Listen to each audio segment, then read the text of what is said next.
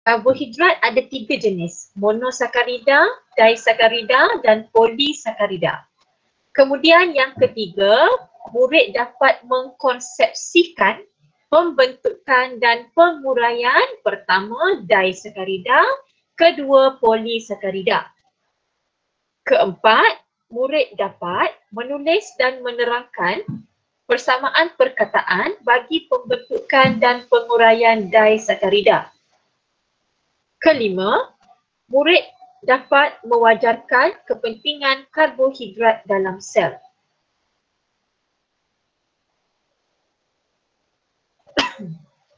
Karbohidrat. Okey, cuba tengok banyak gambar-gambar ni. Adakah ini karbohidrat? Okey, ini adalah gambar madu. Ini adalah gambar ubi kentang. Ini adalah gambar nasi. Jadi, karbohidrat ialah sebatian organik. Okey. Okey. Karbohidrat ialah sebatian organik. Okey. Jadi, apa itu sebatian organik? Sebatian kimia yang mengandungi unsur karbon. Sebatian yang besar dan kompleks. Kalau dia besar dan kompleks, ia akan membentuk makromolekul. Kebanyakan makromolekul ialah polimer yang terdiri daripada molekul-molekul kecil yang dikenali sebagai monomer. Apa itu monomer? Binaan asas. Contoh monomer. Binaan paling asas untuk karbohidrat ialah glukosa. Daripada glukosa lah akan jadi bahan lain. Jadi maltosa, jadi sukrosa, jadi fruktosa. Daripada glukosa juga akan jadi selulosa, glycogen, kanji.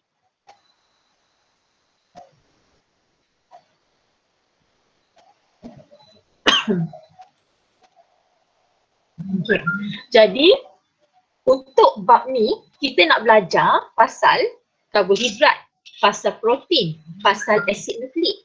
Yang mana semua ni adalah molekul polimer sebatian organik. Kenapa dia organik? Kerana mengandungi unsur karbon. Apa pentingnya karbohidrat? Fungsi karbohidrat, peranan karbohidrat. Tenaga. Yes, pandai. Siapa tu? Eli. Eli, bagus Li. Thank you Li bagi respon. Okey, karbohidrat adalah penting sebagai sumber tenaga dan bahan asas struktur sesetengah organisma. Yang ini memang famous. Kalau ditanya apakah fungsi karbohidrat? Sebagai sumber tenaga. Satu markah dapat kat situ. Jadi karbohidrat, apa unsur-unsur dalam karbohidrat? Karbohidrat ialah sebatian organik yang terdiri daripada unsur karbon, hidrogen dan oksigen dalam nisbah 1:2:1 dan formula kimianya adalah CH2ON. N ni anything lah, apa-apa saja nombor lepas tu. Tapi untuk karbohidrat apa unsur dia? CHO, karbon, hidrogen, oksigen. Boleh ingatlah Cikgu Chu. Cikgu Chu kan. So karbon, hidrogen, oksigen. Unsur untuk karbohidrat. Kadang-kadang kalau soalan nak tanya, mungkin boleh tanya untuk soalan objektif ataupun soalan struktur yang satu markah. Jenis karbohidrat. Kita ada 3 jenis. Pertama, monosakarida. Kedua, disakarida. Ketiga, polisakarida. Mono ni maksudnya satu. Ini adalah gula ringkas. Maksudnya gula yang paling ringkas. Kita ada glukosa. Kita ada galaktosa. Kita ada fruktosa. Oh, tadi kita dah tertukar tadi. Kita kata tadi glukosa, ia akan membentuk maltosa, kemudian ia akan membentuk selulosa boleh, kanji boleh, glycogen boleh. Jadi contoh gula ringkas yang kita akan belajar lepas ni adalah glukosa, galaktosa dan juga fruktosa. Okey, kemudian kita ada jenis yang kedua, disakarida. Di maksudnya dua.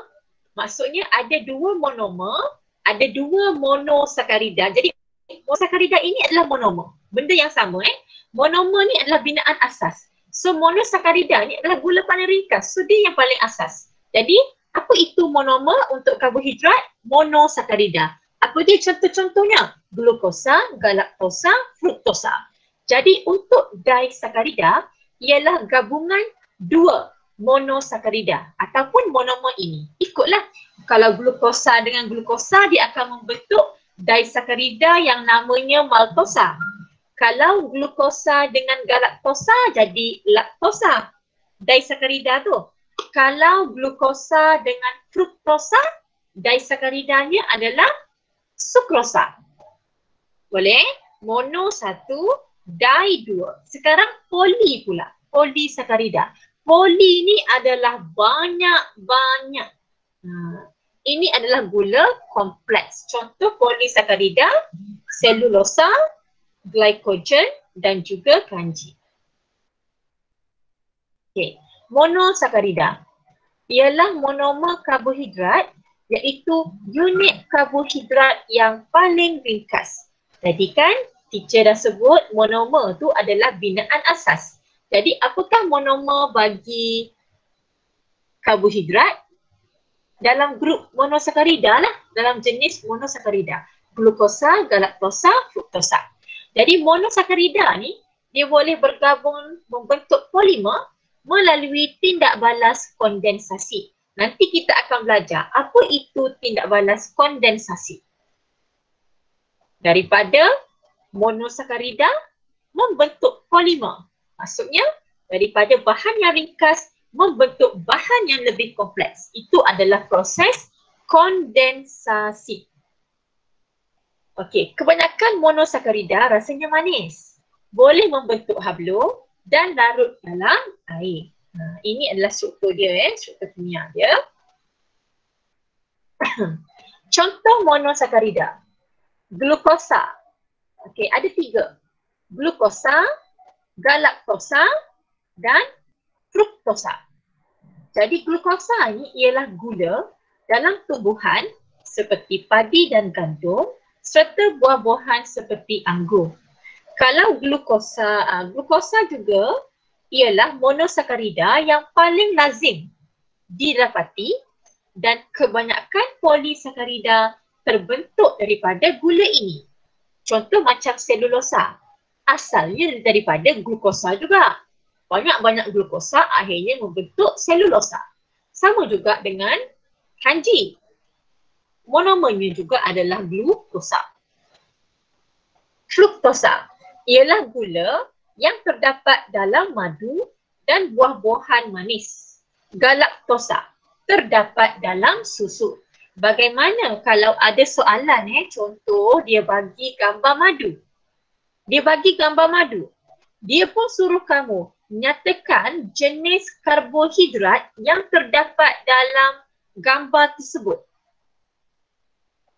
Siapa nak cuba?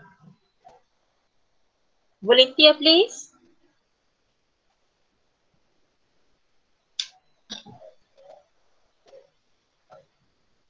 Ada volunteer?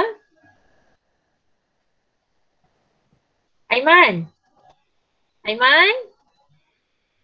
Aiman di mana? Aiman, kalau gambar tu dia bagi gambar madu Aiman.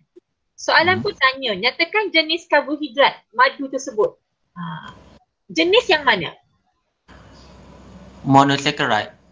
Pandai Aiman. Ni kalau Aiman jawab soalan SPM tahun 2018 ni, dah dapat 1 mark dah ni. Soalan ni pernah keluar SPM 3 tahun lepas, tahun 2018. Soalan dia bagi gambar madu, gambar nasi. Okey, pasal teacher lain. Dia pun tanya, nyatakan jenis karbohidrat yang ditunjukkan dalam rajah 1.1 dan 1.2. Jadi, jawapannya kalau untuk madu tu, monosakarida lah. Kalau untuk nasi tadi, polisakarida. Tapi ada calon yang jawab, ada pelajar yang jawab, contoh macam anak-anak murid kita lah kan. Dia kata, dia tanyalah keluar dewan tu. Jawapan dia apa teacher? Tanya, glukosa ke ataupun, sekejap orang call. Okay. ada yang jawab glukosa, ada yang jawab fruktosa. Sepatutnya salah lah. Sepatutnya jawapannya kalau jenis karbohidrat ada 3 je. Jenis karbohidrat ada 3. Monosakarida, disakarida, polisakarida. So jawapannya mestilah antara 3 tu. Jadi kalau buat fruktosa salah lah. Sebab dia nak jenis karbohidrat. Boleh Jadi untuk madu tadi monosakarida jenis dia.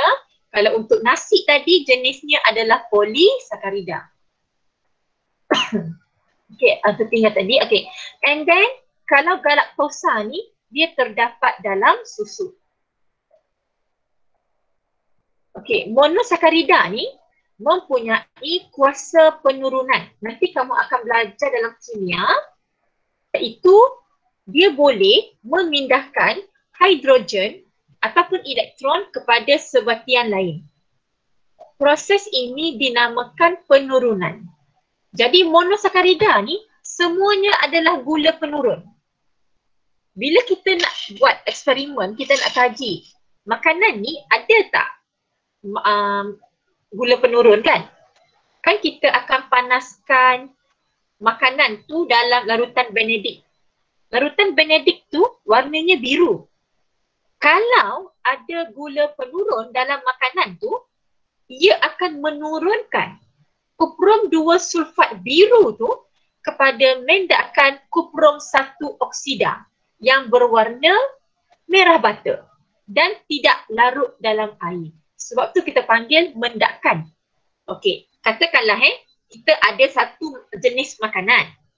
Tak tahu apa. Kita pun nak tengok, okey dalam makanan ni, sampel makanan ni ada tak gula penurun?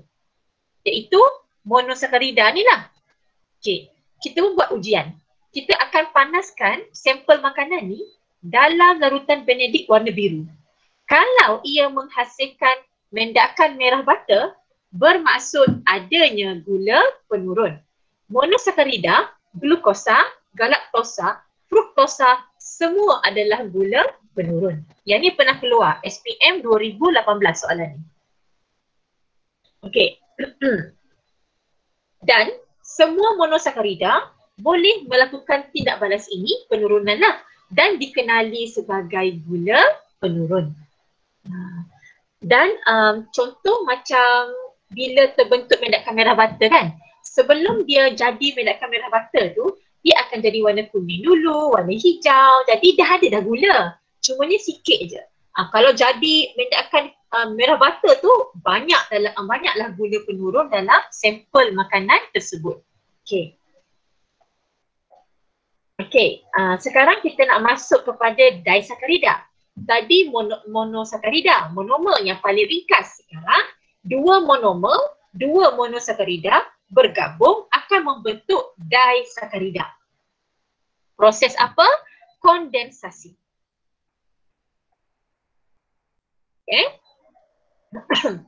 Molekul disakarida terhasil apabila dua molekul gula ringkas iaitu dua monosakarida bergabung melalui kondensasi untuk membentuk satu unit disakarida. Nah, ingat senangnya, daripada bahan ringkas membentuk bahan kompleks, kita namakan ia sebagai kondensasi. Contoh, apabila glukosa bergabung dengan glukosa, ia akan menghasilkan maltosa. Maltosa ialah contoh disakarida. Okey, kalau glukosa bergabung dengan fruktosa, mengalami kondensasi, ia akan membentuk sukrosa. Sukrosa ialah contoh disakarida. Glukosa bergabung dengan galaktosa melalui kondensasi, ia akan membentuk laktosa. Laktosa ialah contoh disakarida. Dan kalau kamu tengok kat sini ada plus air kat belakang kan? So proses kondensasi melibatkan penyingkiran satu molekul air. Soalan ni memang glamour. Dia suka tanya kondensasi dan satu lagi pasangan dia hidrolisis. Contoh kat sini kan, kamu kena cerita. Glukosa bergabung dengan glukosa melalui proses kondensasi noktah. Ini akan membentuk maltosa noktah. Proses ini menyingkirkan satu molekul air noktah. Itu cara kita nak jawab soalan. Okey. Sekarang disakarida ni kita boleh uraikan semula, uraikan kembali kepada unit-unit monosakaridanya melalui hidrolisis. Hidro ni maksud dia air. Lisis ni uraikan, pecahkan. Jadi hidrolisis urai menggunakan air. Kalau kondensasi tadi menyingkirkan molekul air. Tapi untuk hidrolisis menggunakan molekul air. Di mana maltosa ditambahkan dengan air, mengalami hidrolisis, diuraikan kepada glukosa dan glukosa. Yang ni kamu memang kena hafal. Glukosa, maltosa. Glukosa, fruktosa, sukrosa. Glukosa, galaktosa, laktosa. Nak ingat tengok L. L, galaktosa kan ada L kan? So glukosa and galaktosa menghasilkan laktosa. Yang ni je yang kamu kena ingat. Lain tak ada Okay. Disakarida juga boleh diuraikan kepada unit-unit monosakaridanya melalui hidrolisis dengan penambahan satu molekul air. Okey. Tadi maltosa, sukrosa, laktosa. Okey, sukrosa terdapat dalam tebu, buah-buahan manis dan gula bit. Okey, kalau gula yang kat dapur tu yang kamu guna buat bancuh air kan? Itu adalah sukrosa. Bukan glukosa tapi sukrosa. Okey, polisakarida ialah gula polimer yang terdiri daripada monomer monosakarida. Banyak-banyak monosakarida membentuk polimer yang panjang. Okey, seperti disakarida, polisakarida juga terbentuk melalui proses kondensasi dan melibatkan beratus-ratus monosakarida untuk membentuk rantai molekul yang panjang. Kalau monosakarida tadi satu je, disakarida dua. Kalau polisakarida beratus-ratus monosakarida. Kalau disakarida tadi dua je monosakarida. Untuk polisakarida beratus-ratus monosakarida. Dan polisakarida tak larut dalam air kerana saiz molekulnya besar. Okey, tadi kita lupa tadi Okey, kita patah balik disakarida Disakarida ni semuanya adalah gula penurun kecuali sukrosa. Maltosa gula penurun, laktosa gula penurun, tapi sukrosa bukan gula penurun. Boleh Jadi warna biru kuprom 2 sulfat tu akan kekal. Kecuali kalau kita didihkan dulu sukrosa dengan asid cair. Bila kita didihkan sukrosa dengan asid cair, ia akan diuraikan kepada glukosa dan fruktosa. Lepas tu kita buat eksperimen guna ujian gula penurun. Baru dapat mendakan merah butter.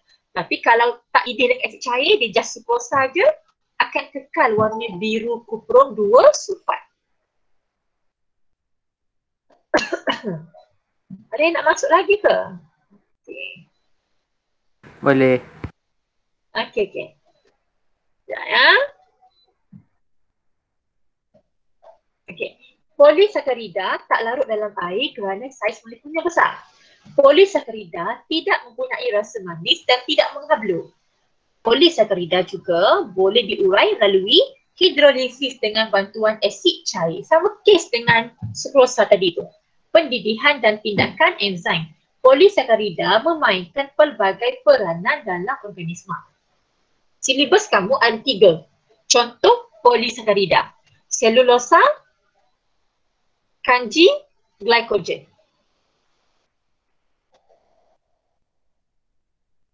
Okey. Sekarang kepentingan karbohidrat dalam sel. Okey, volunteer seorang baca kepentingan. Sufi? Ada Sufi? Ada. Oh, slow lah Sufi. Ada teacher. Okey, quote Sufi, baca. Kepentingan karbohidrat dalam sel. Sebagai sumber tenaga, contohnya glukosa. Sebagai simpanan makanan, contohnya glikogen dalam sel haiwan dan kanji dalam sel tumbuhan. Sebagai struktur sokongan, contohnya selulosa pada dinding sel tumbuhan. Ya, ada 3 contoh untuk polisakarida. Glycogen. yang merupakan simpanan makanan dalam sel haiwan. Kanji, simpanan makanan dalam sel tumbuhan. Selulosa, komponen utama yang membentuk dinding sel tumbuhan. Bab 2 kita dah belajar kan, kenapa dinding sel tumbuhan ni dia sangat kuat, sangat tegas, sangat kukuh. Kerana diperbuat daripada selulosa yang merupakan gentian karbohidrat yang sangat kuat, sangat kukuh, sangat tegar, sangat teguh. Kukuh tu satu markah situ tu. Okey, yang akan memberi bentuk tetap kepada sel tumbuhan, mengekalkan bentuk sel tumbuhan. Ni. Ini dinding sel tumbuhan Ada lagi ke yang nak masuk bunyi ting ting ting tu? Sekejap. Okey. Munirah